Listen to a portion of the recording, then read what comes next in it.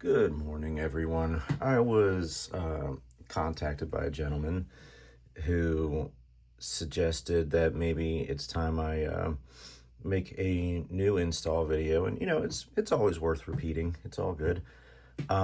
So I have before me my 5.56 11.5-inch Spear LT. I've got a handguard that is relatively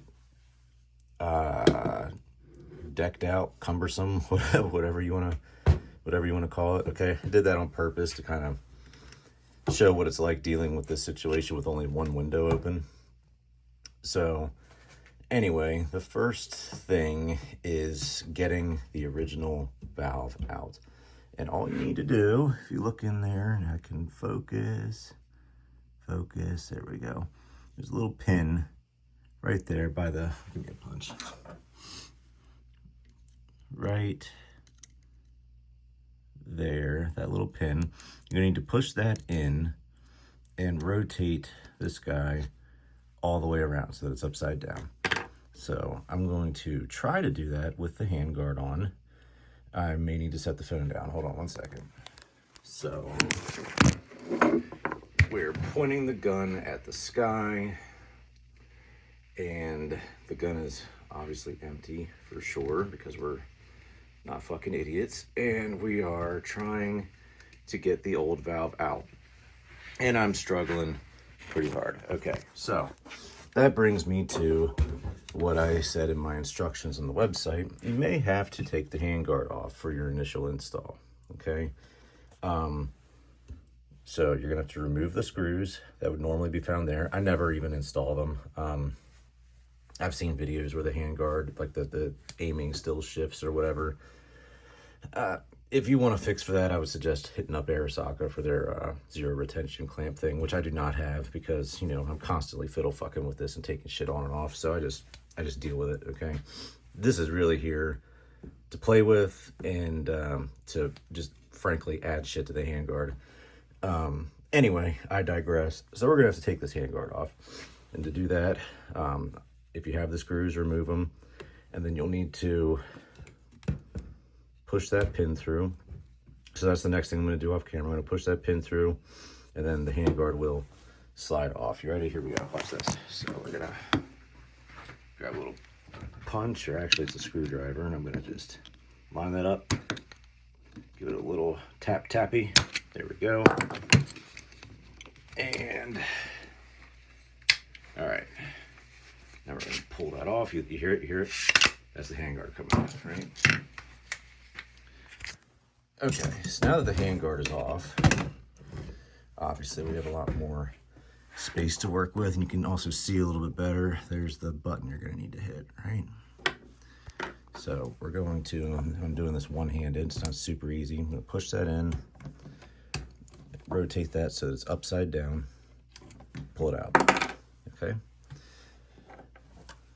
Omega valve, this is a mod 1. For the 5.56 barrel. Now here's something else. If you're running 300 blackout and you got the 6.75 inch barrel, it's kind of tight up in here. You might have to remove the muzzle device. I kind of discovered that late game, right? It's only for certain ones, like the Reardon Mini is kind of low profile, right? It's almost the same OD as the barrel, but like if you're using like a Huxworks or something, potentially even like a Cat or like SIG's muzzle devices, they're huge. They have a big OD, so you might have to take it off so that this will clear it. Not on this, but on like the 6.75, maybe the 5.5 inch. Anyway, so you're going to orient the valve so that the Revival Defense, they said it looks like a crown. I think that's a good analogy, right? So you're gonna orient it like this, right? And you're going to, I'm watching myself do this through the camera, insert it in, rotate it till it stops, push the plunger in, rotate it just a little more, and now we're in.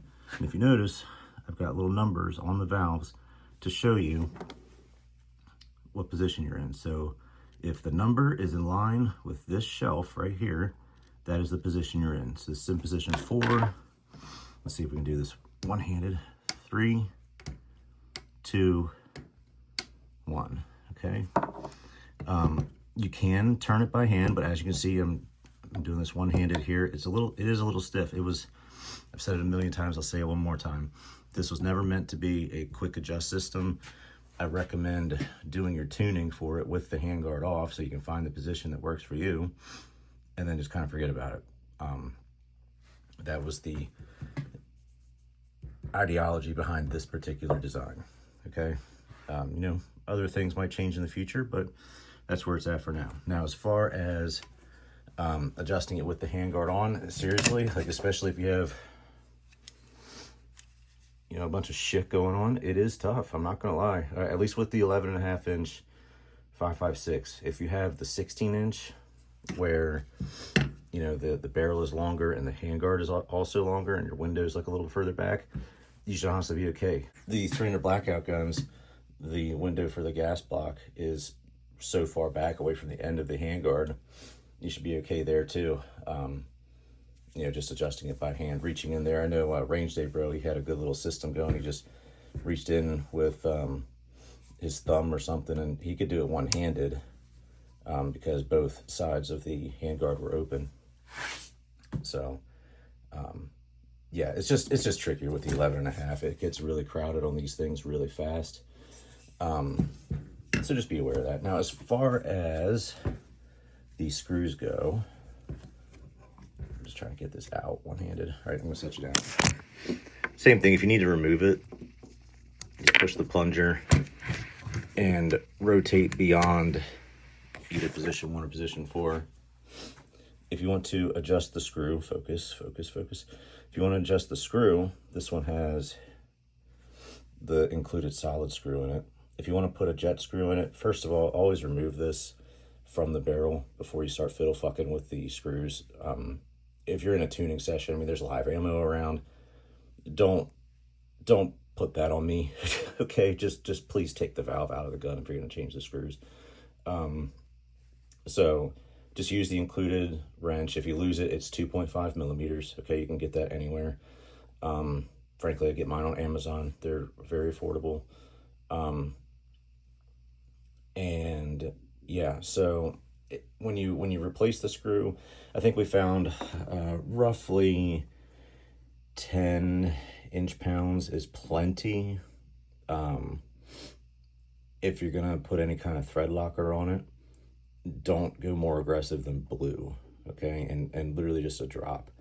I personally have never had one of these fall out. AS Designs, the folks behind the arc fire system, they had a screw fall out from one of the valves from the very first run of these. I have since switched my tapping tools, so that shouldn't ever be an issue again, just, you know, putting it in hand tight. But they're the only report I've ever heard of a screw coming out of these, just for what it's worth. And that was with a more shallow tap. So again, about 10 inch-pounds, maybe blue, if anything. All right. That should be it. Other than that, as far as tuning instructions, please just follow the procedure on the website. That should get you going there. All right, thanks.